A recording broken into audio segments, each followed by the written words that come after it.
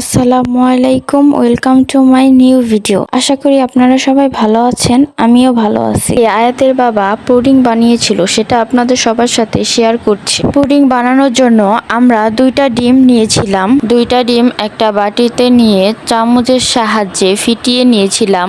এরপর পরিমাণ মতো চিনি অ্যাড করে দিয়েছিলাম। চিনিটা ভালোভাবে ডিমের সাথে মিশিয়ে নিতে হবে। ফেটানো হয়ে গেলে আগে থেকে জাল করে রাখা দুধ দিয়ে দেব। দুধের পরিমাণ আর ডিমের পরিমাণ সেম হতে হবে। এরপর 2 চামচ গুঁড়া দুধ ভালোভাবে মিশিয়ে নিতে হবে। এতে পুডিংটা তাড়াতাড়ি জমাট বাঁধতে সাহায্য করে। এরপর ক্যারামেল তৈরি করার জন্য পরিমাণ মতো চিনি নিয়ে লো আঁচে ক্যারামেলটি তৈরি করে নিতে হবে। একটা টিফিন বক্সে উপকরণগুলো ছাঁকনির সাহায্যে সেকে নিয়েছি।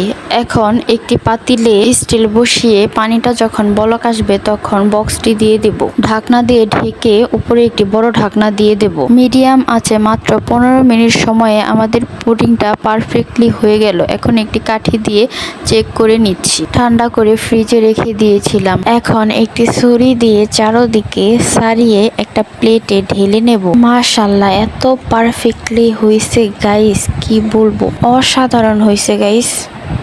আল্লাহ হাফেজ।